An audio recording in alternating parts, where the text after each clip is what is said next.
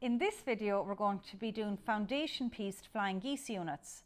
And your Flying Geese units make the star points, and then they also make the borders on month 4 and month 8.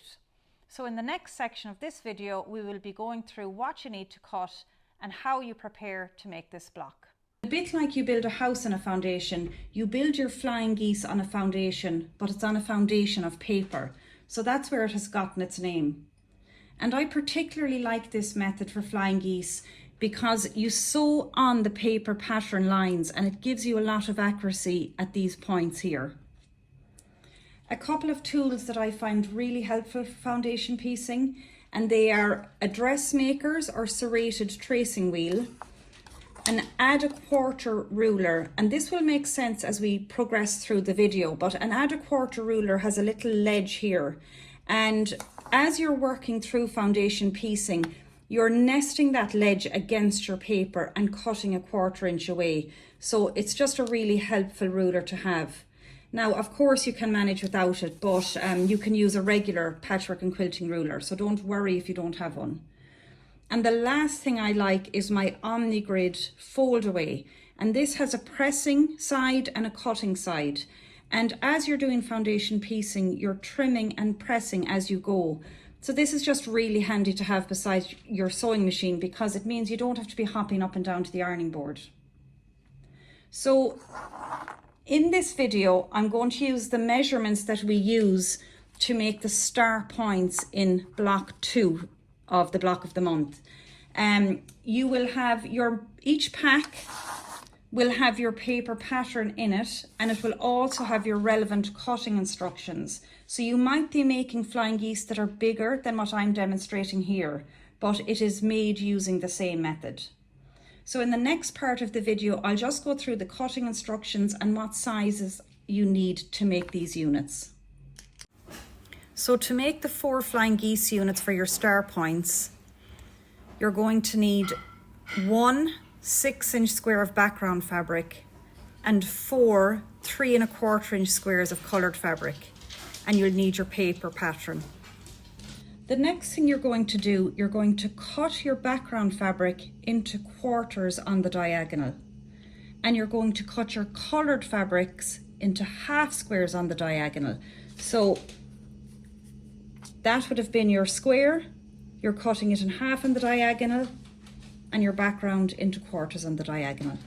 And then the next thing I want you to do is you're going to get your paper pattern and you're going to cut it apart to give you your 4 separate pattern pieces.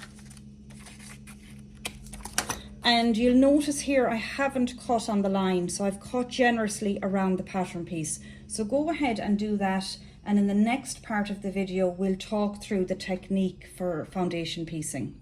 So to make each Flying Geese unit, you need 1 1/4 square triangle in your background fabric and 2 half square triangles in your coloured fabric for your star points.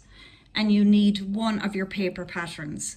So the next thing you're going to do, you're going to get your dressmaker's tracing wheel and you're going to trace through all of the solid lines on your pattern.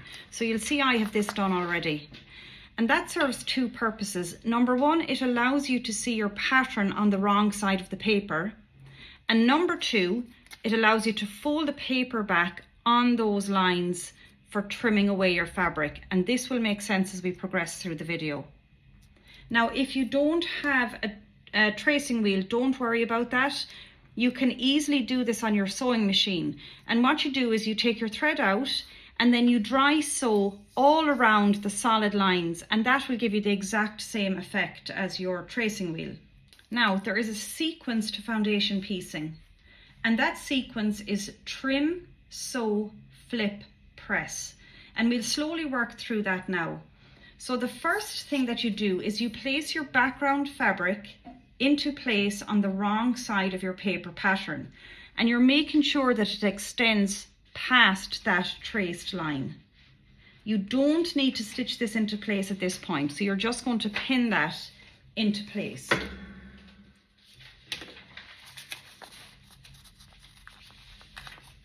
And then you do your trim. So you'll remember I said that the first thing is trim.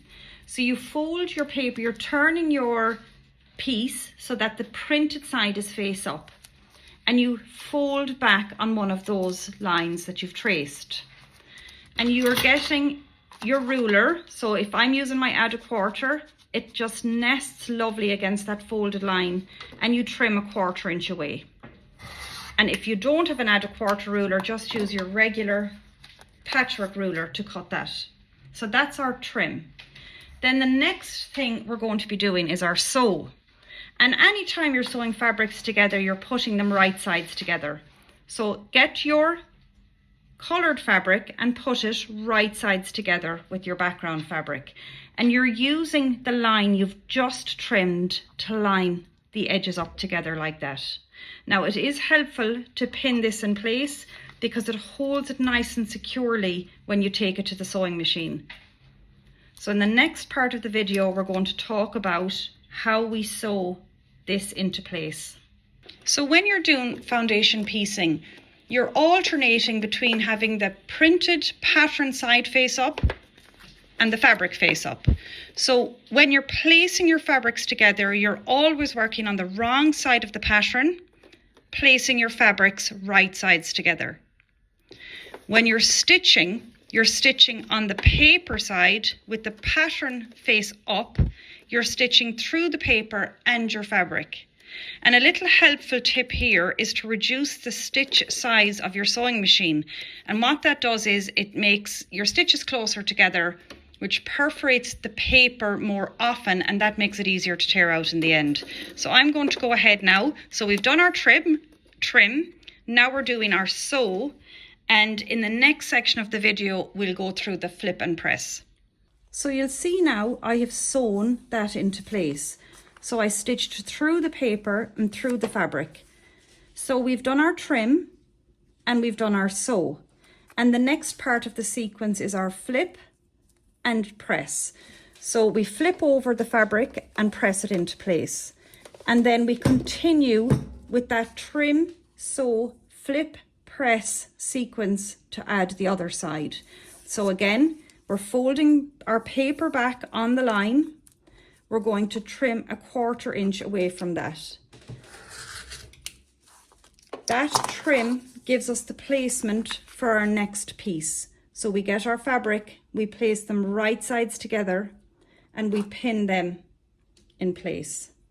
And then we go to the sewing machine with our stitch size reduced, and we stitch on the paper pattern through the paper and the fabric, and we stitch this into place. And I'm going to go ahead and do that now. So as you will see now, I've done that second row of stitching. So we've done our trim, our sew, and again we flip this into place and press it over.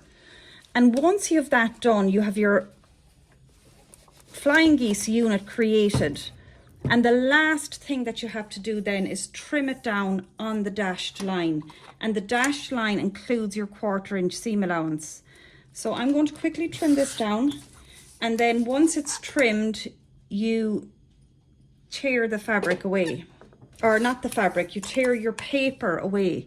And that leaves you with one really accurately made Flying Geese unit. And you need 4 of those to create your star points. So here's the unit finished. I'm now going to tear this paper away. And you continue on making 4 of those. And I'll bring the star back again just to show you. And there's your star points. So I hope you found that helpful. We will be having another foundation piece video, and that will be to show you how to make the triangle border that you need at another part of the quilt.